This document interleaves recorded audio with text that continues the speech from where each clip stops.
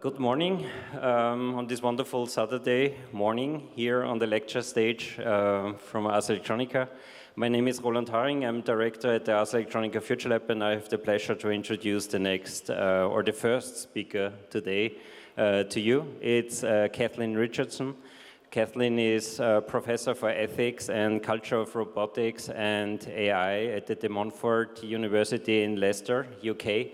And she's, together with her team, looking on frameworks and strategies for implementing ethical principles in the design of information and communication systems. And we are actually collaborating in an ongoing research project, which is called Sharespace. And in this project, you're working on a new framework for ethics by design, which has been incorporated right from the start. But I assume that we will also hear more about that. And with this short introduction, I will pass over to you. And please give us your talk. Thank you very much for that. I should be able to control the slides here. Can we have slides? There we go.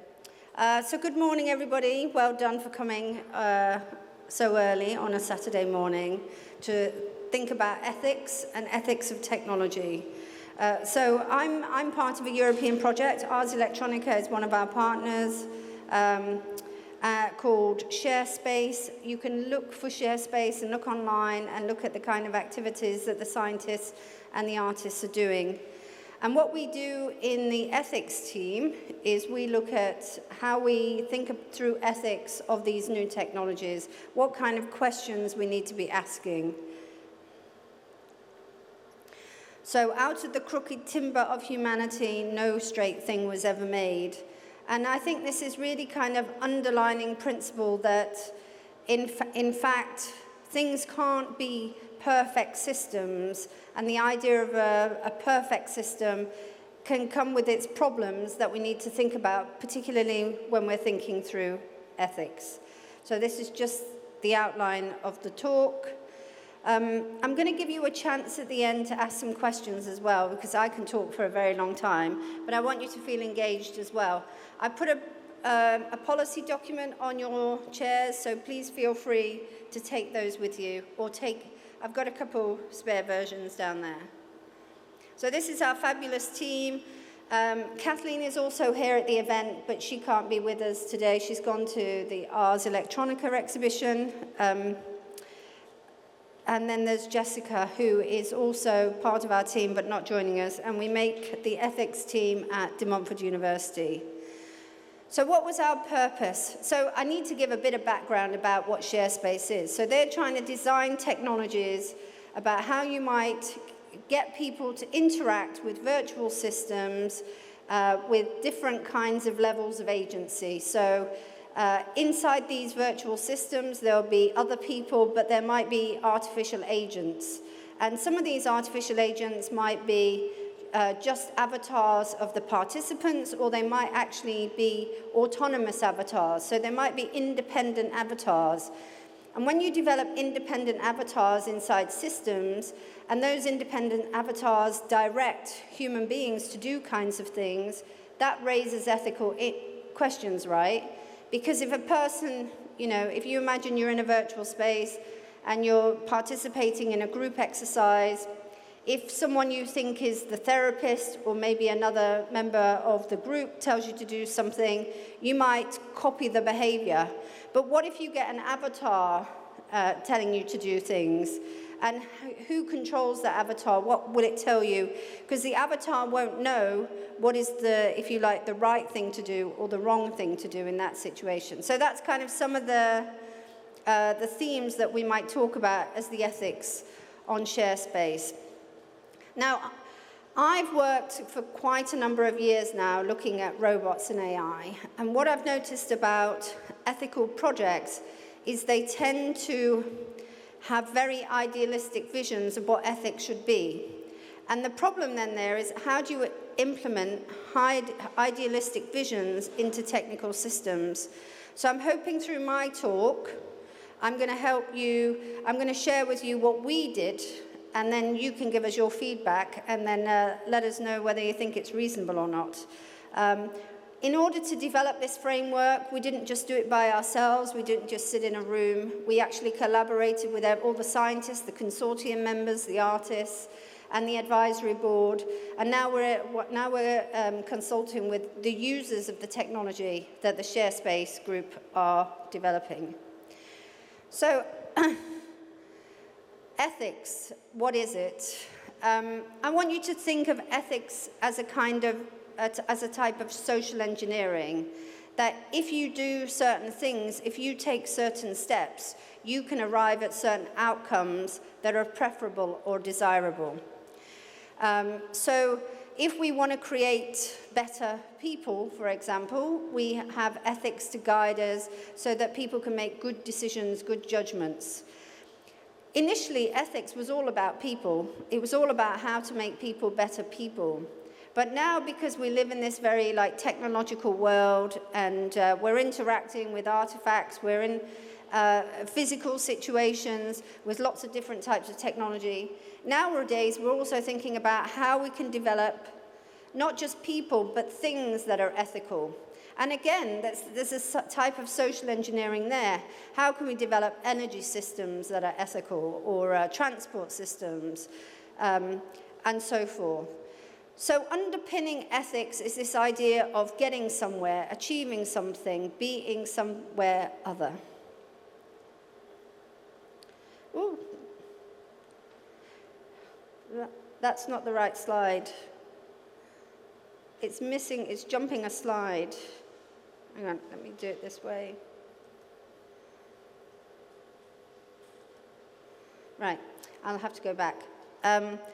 Think about ethics as a type of rationalization system as well.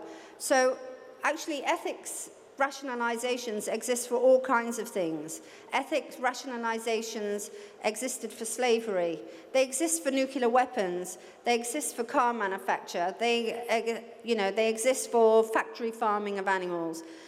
Every kind of system that we live in has ethics underpinning it as a rationalization system. So therefore, we have to take into account that ethics is not some neutral entity. It's not depoliticized. In fact, ethics is often aligned with political values, and ethical values are underpinned by political beliefs. So when people take a stand in things and say, I'm being ethical, then a question you might want to ask them, well, what's your politics? What's underpinning that? It was the right slide, sorry.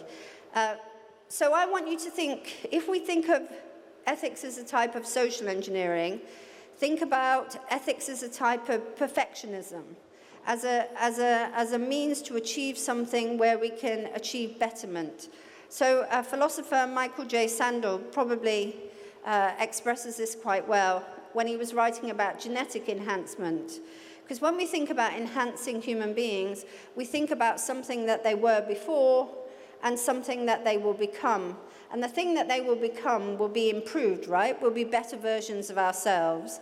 And even when we think about this, not just moral improvement, so we become better human beings, we become perfected in that sense, but we also become better human beings, like the transhumanist project of having better memories.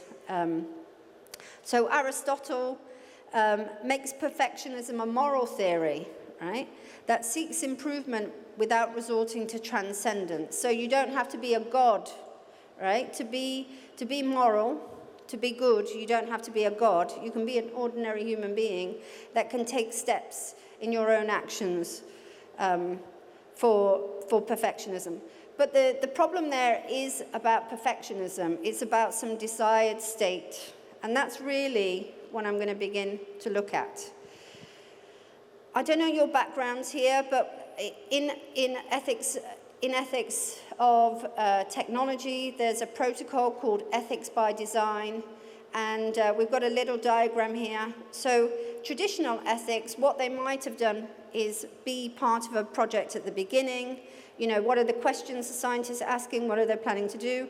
And then join it right at the end. So when you've implemented a technology and then when it's acting on the world. some traditional approaches never even got in at this early stage at all. They were just right there at the end. Some even came after, years after the technology was implemented. So think about something like Facebook, social media. People didn't start asking, well, there were some people asking ethical questions, but, you know, as a cultures, we didn't begin asking ethical questions until much later than the technology. So ethics by design, it says, you should be thinking about ethics through the entire stage. And if you think about it through the entire stage, when you get to the implementation stage, you should have fewer problems. That's the theory of ethics by design. So that's the framework we worked with, and we did just that. We were right there as a team on board when they developed the project proposal. We were there on the initial stages of the development, when they had their kickoff meetings, when they began to think about their avatars and all these types of activities. And we're still there now, and we're even at this event. So when we began, we did what everybody else does. We did a checklist of things that we thought might be problematic in the Sharespace technology. We thought about things like personhood. So what makes us a person? If we're developing these artificial agents, you know, if we're developing these autonomous artificial agents that are directing people, what types of agents do they become? What about transferability? You know, how can you... what do you transfer from being human to these artificial entities? And how can you transfer what you're developing in one technology into other domains? And perhaps, you know, dual-use purposes like military purposes, which are not favoured nor desired by the EU Commission. How do you make sure justice is embedded? Fairness, trust, transparency. See, ethics is, when people think about ethics, they kind of think, they know it's about doing good. But there's all these kind of moral theories about how we do good and how we ensure goodness informs all our decision making. And so these were our checklists that we came up with. We engaged with the literature in the area. I think some of these are really important for us. Personhood's a very big one, so at the minute there are big debates about, you know, are these agents that are being developed in artificial intelligence and robotics, are they like pseudo-persons? Are they something we can attribute personhood to, like we attribute corporate personhood to entities, for example? How do we think about autonomy? You know, so if we're interacting with all these technologies, that in order to interact with them, they're collecting our data. So the only way we can interact with them is by like sharing our data points, and that data will be used. How do we have autonomy in those sense? And attachment. Attachment is really important, and I'm going to come back to attachment when I'm talking about our ethical values, because I think attachment underpins everything. So this was our checklist. As you can see, it's quite wide and extensive. And then what we began to notice is in the field of ethics by design, there were lots of other checklist approaches. So I know you can't read the text over here, but I'm going to read Philip Bray's Anticipatory Ethics for Emerging Technologies. You can find it online, you can download it, it's openly available. But it's got harms and risks, health and bodily harms, pain and suffering, psychological harm, harm to human capabilities, environmental harms, harm to society, rights, freedom, freedom of movement, freedom of free speech and expression, freedom of assembly, autonomy and human dignity, ability to think one's own thoughts and form one's own opinions, ability to make one's own choices, privacy and property, information privacy, bodily privacy, relational privacy, right to property, intellectual property rights. I've only actually got to the fourth line there. So as you can see, these ethical values, this is a checklist approach.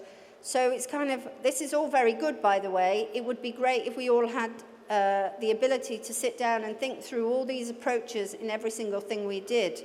The problem is how do you implement something like this that's actually happening, that's in the real world, that might be infringing on one area and not on others. So we use the you know, an example of property. You know, some people regard, obviously we reject the idea of people as property, and we allow animals to be property, but there are some people, if you follow animal ethics, for example, do not believe animals are property, but they are socially constructed and used as property. So you can see how there are different clashes of ethical values as well. There's other checklist approaches like Paul and Hansen's ethical technology assessment, has 9 ethical aspects of technology, including dissemination and use of information, impact on social contact patterns, privacy, and impact on human values. So there's a lot of these checklist approaches out there that basically are developed as tools to help scientists when they're developing technologies. The problem is that these, in order to do a job of all these different aspects, the scientists themselves would have to, well, ethics would have to become the main, I think, a larger part of what scientific projects currently are. And also, there's no endpoint here, so it's kind of suggesting that if you followed all these ethical principles, that somehow you'd get to that place that I showed you earlier. You'd get to the place where everybody was happy, and, you know, and you'd get to that society where everything was right. But what if you followed all these principles and you didn't get there? You got somewhere else. And the thing is, a lot of these ethical assessments, they're not really tested. So do we really know the impact of them if scientists use them? Do they bring about what they suggest they might?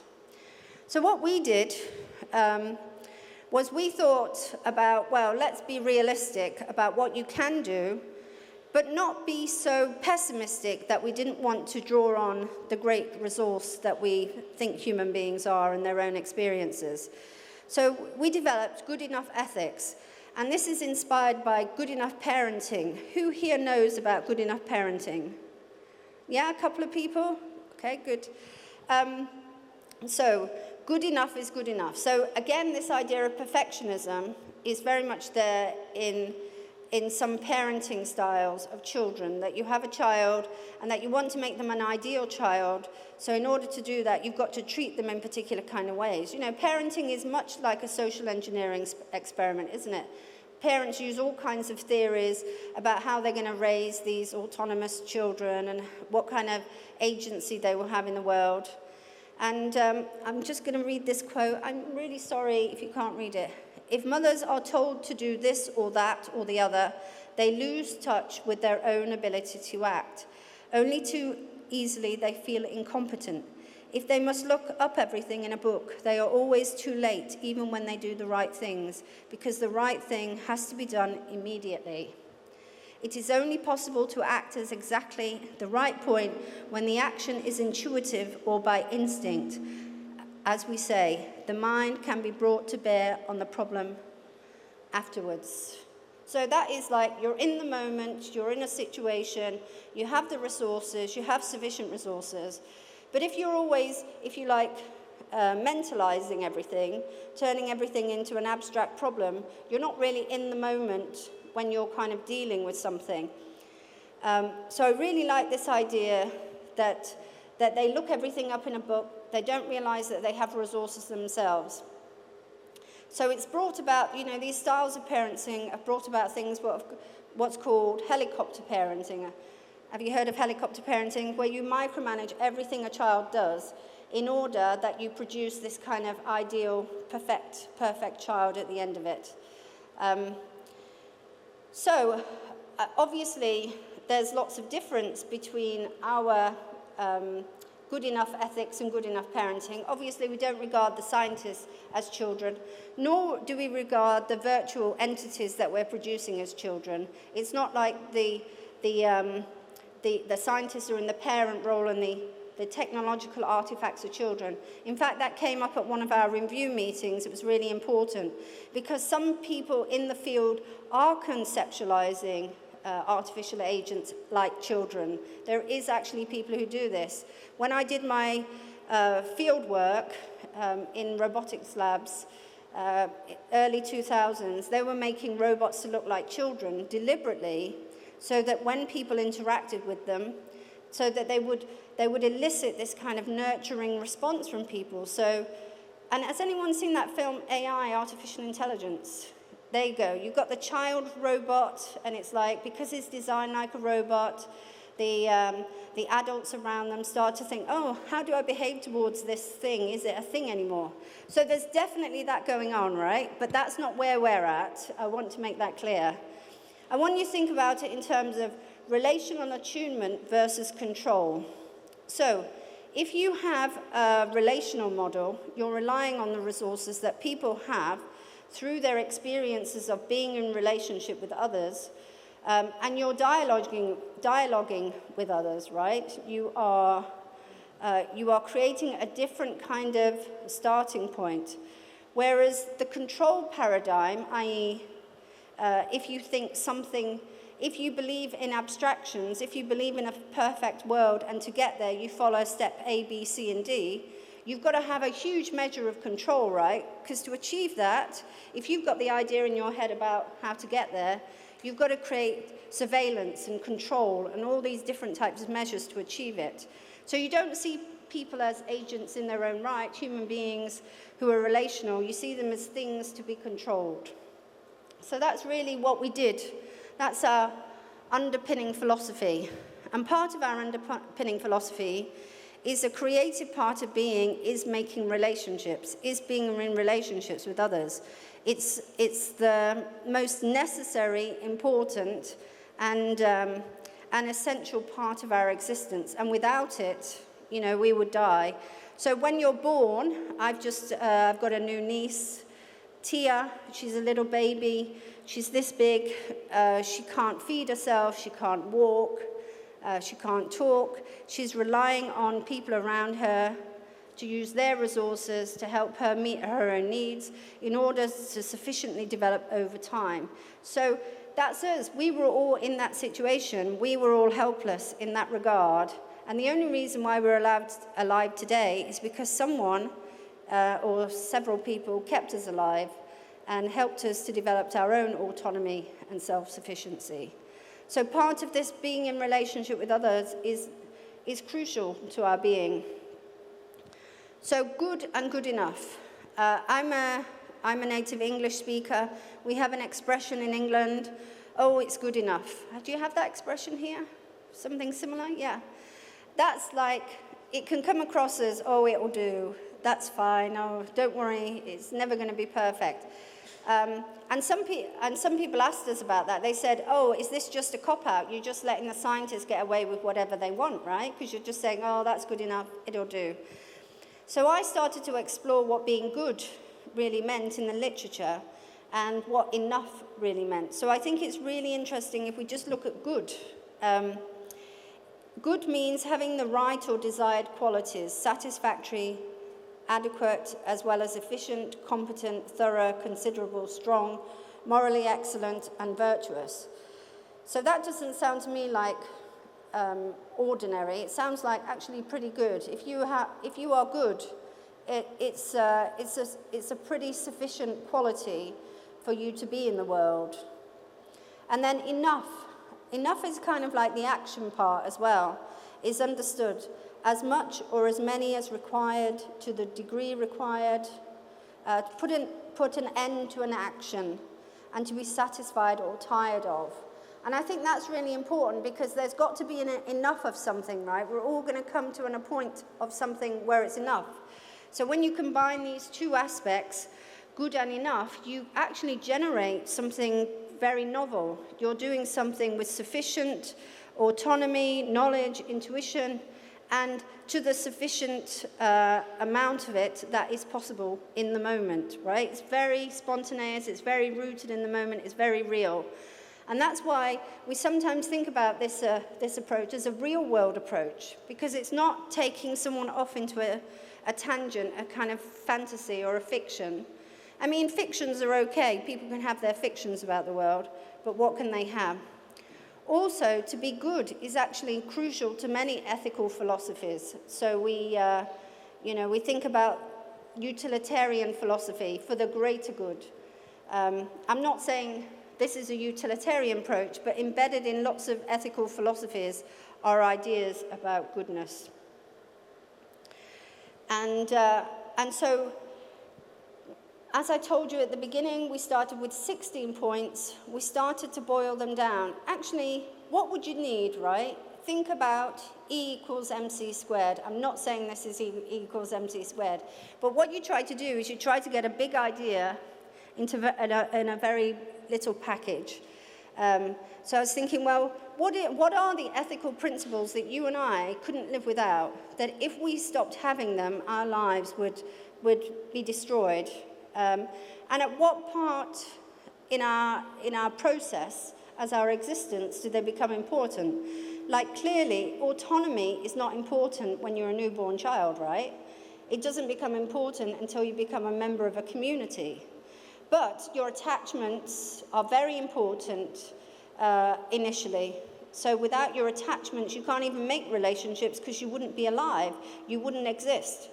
And you need trust in those relationships in order to have a sufficient kind of quality of relationships where you can thrive. And then we thought, well, you step out of the family, don't you? You go into the community through school or through social clubs and those kind of things. Through university, you become a member of different kinds of communities. What would you need then as a human being? Well, you need some autonomy. You need to be able to act freely on your own impulses, desires. You need to ensure that no one is coercing you, that freedom is at heart of your existence. I believe that very strongly. And your privacy, that you should be able to function in a society without being watched and surveilled everywhere you go, and to be able to carry out your relationships with other people without them being challenged. And then what happens when you become a part of a bigger world, a larger extraction? Because we're all, we're not all embedded in our families. We're in this space now, which is a kind of mixture of world, isn't it? This is a world space that's brought all these different people together. We need to make sure in this world we've got justice and responsibility so that we behave ourselves, that people don't run around the room screaming. It's an art event, so maybe that would be okay. But we don't actually leave anything behind. So when we develop over time as developmental beings, we actually take with us these qualities. So this is our schema. We probably need a better artist to conceptualize this. I would say in some respects the family, your kind of immediate, close kin connections is probably the largest part. But actually, because we live in the community and world simultaneously, we decided that world is bigger than us, because sometimes it is bigger than us in terms of institutions and practices that we're embedded in. We see them as interdependent as well, interdependent characteristics. So then you don't have one without the other, but they're all integrated. And so we're moving away, as I said, from this checklist idea.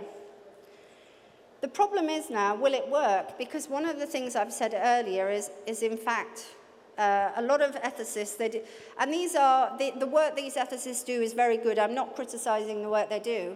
I'm just trying to get a kind of realistic model of action. What really is going to work, what's going to bring out the best in people. So we're testing it now. So with our Sharespace consortium, we're going to go back to them. We're going to say, right, we've got these principles. Where do they work? Where are they important? Do you recognize any of these principles? How can you ensure that some of these values won't be compromised by the technologies? Then you've got the situation that it's going to cause conflict, right? Because if people want to do things, I mean, some of the technologies that we think we might not have developed, knowing the potential harms, may have been the car, the internet.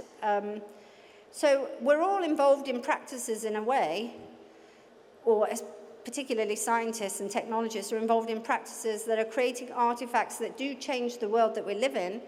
Even if they had knowledge that it could cause harm down the line, would you keep doing it anyway? Because you'd have a rationalization for why it was important to do it now. And how does anyone know the future? So if there are any technologists and scientists, I'd be interested in that. Another reason why conflict is really important is because conflict is a normal part of our existence as living beings. Animals have conflicts, humans have conflicts. And I think the idea as well that ethics can erase conflicts is also very problematic.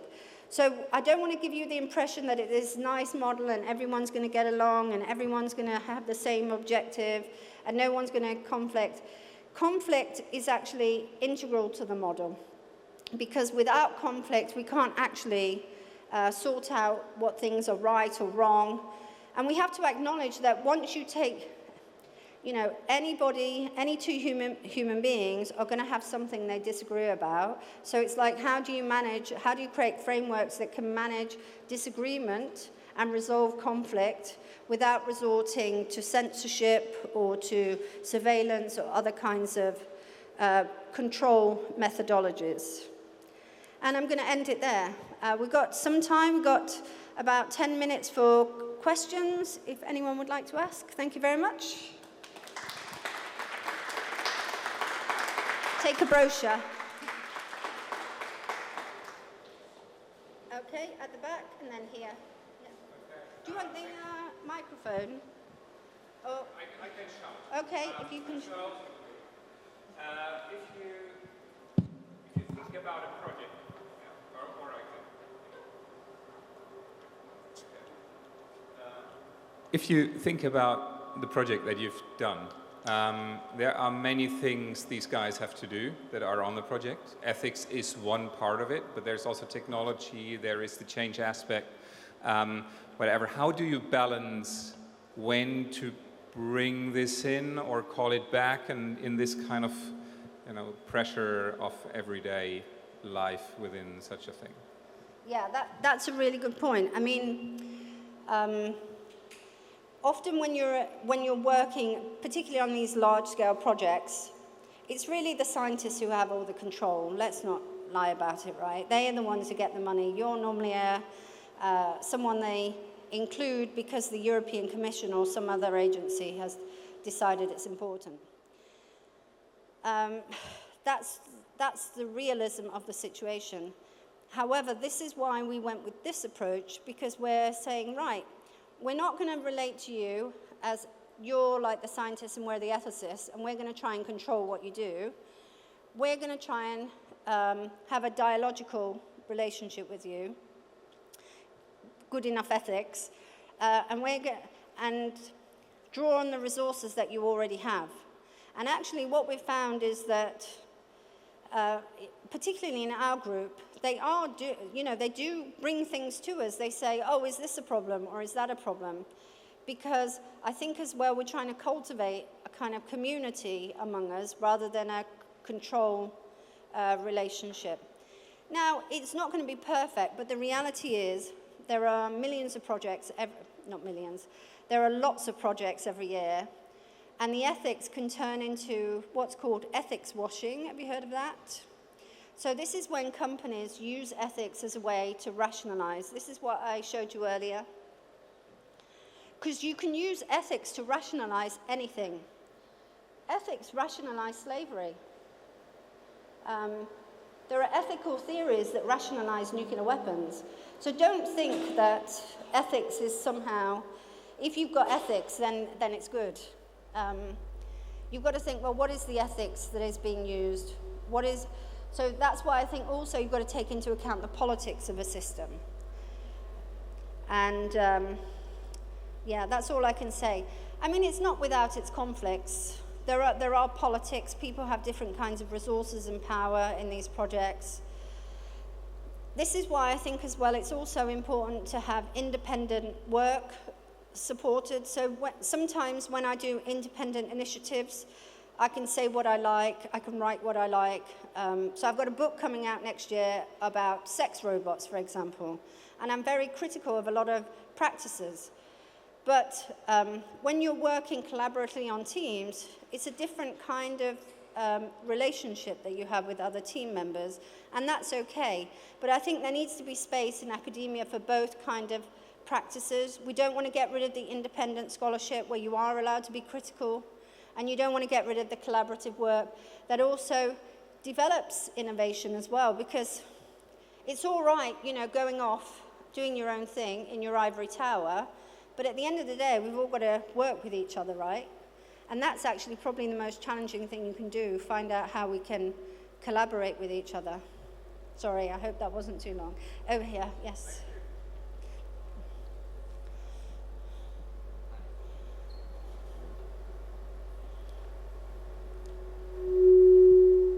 Hello. Oh, hi.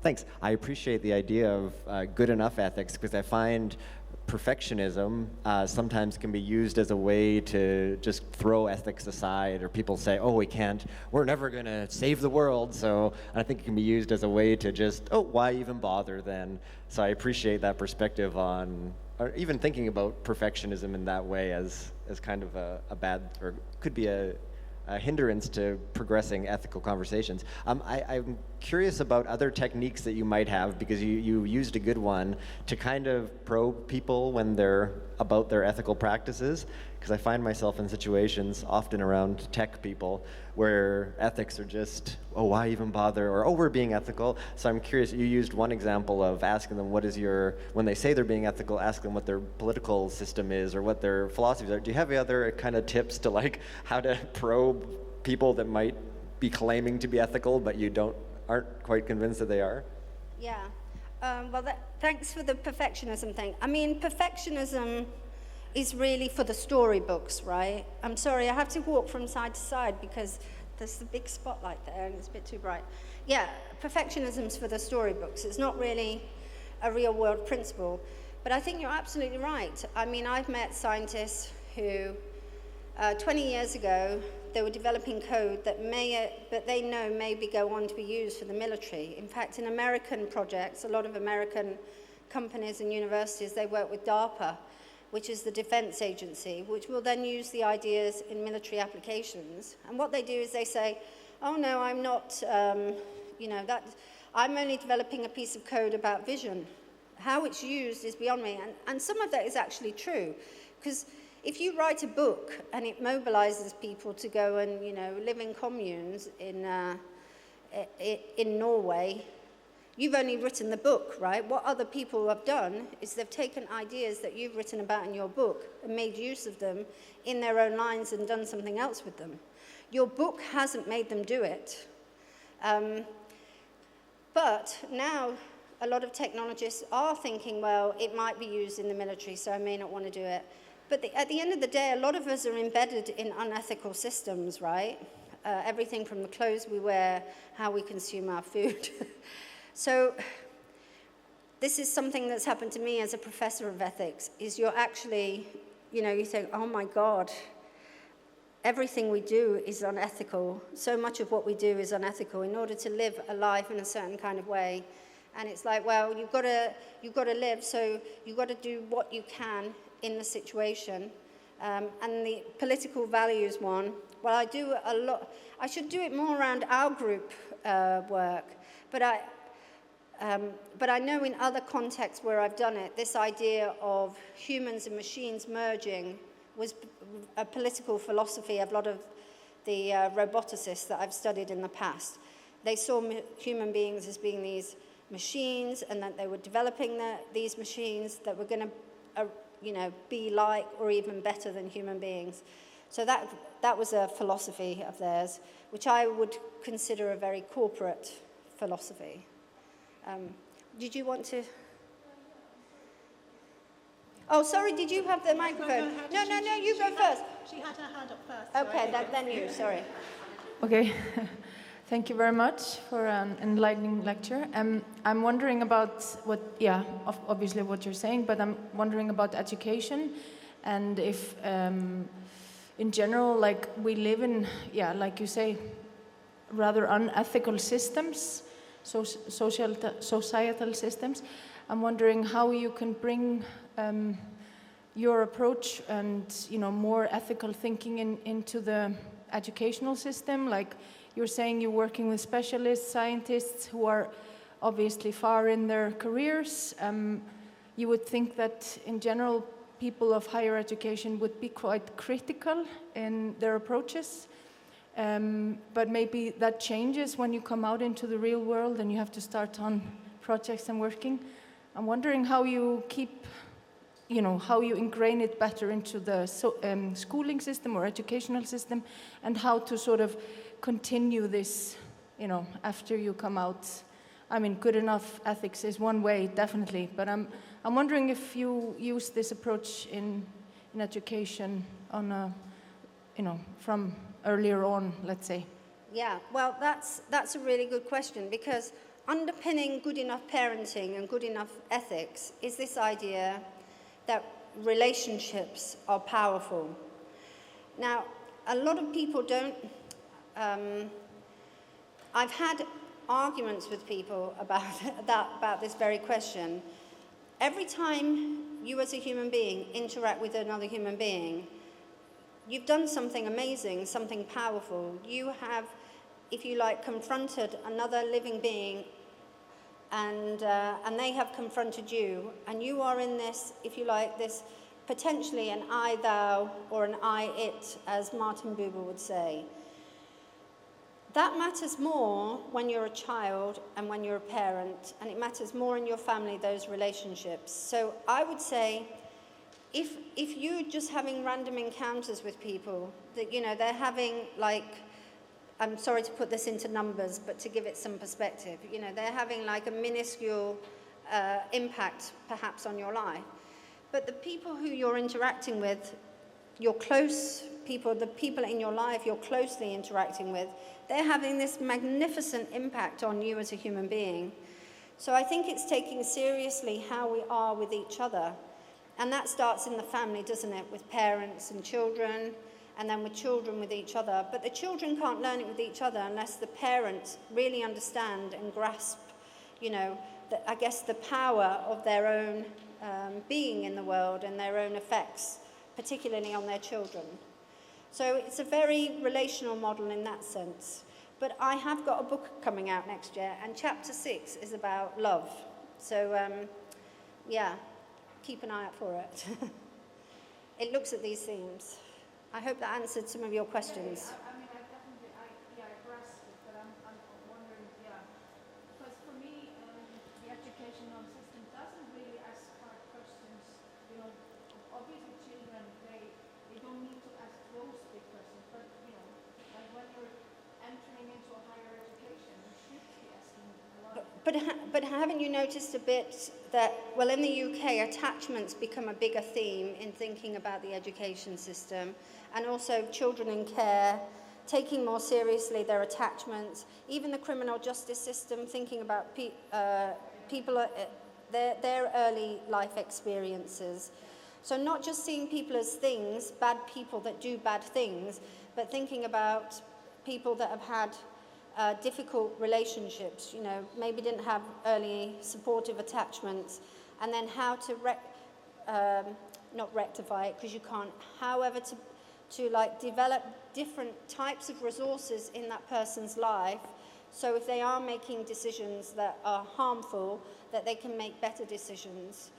Let's talk about it afterwards. Yeah, I'm interested. So, thank you. Hi, thank you so much. So for some context, I come from a machine learning engineering background, and during that time I developed a lot of interest in how we make sure these systems are safe. It's really refreshing to see something that comes from a philosophy framework, because that's not something I'm familiar with. But I wanted to ask you about whether you looked at any of these safety approaches and frameworks and thought about how your ethics framework would sit in relationship to that.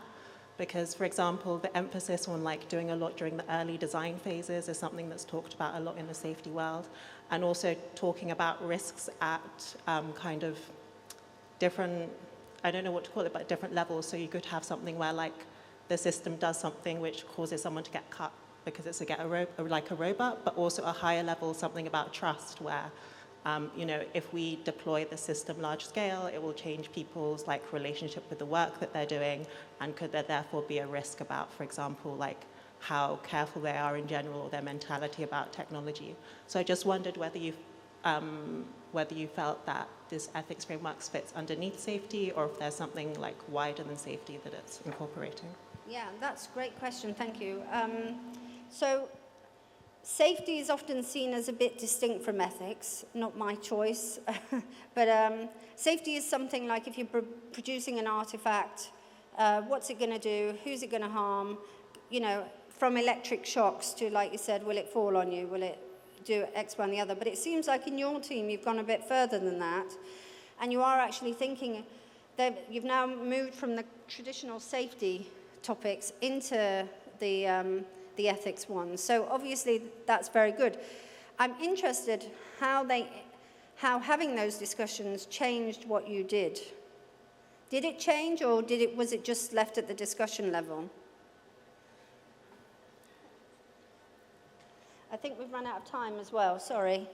Well, yeah, I can continue the discussion with you later, but I think it did actually. So for example, like one thing is like when we start thinking about how we're going to evaluate the systems, it changed, for example, like which metrics we were using, because we wanted to be able to detect those shifts.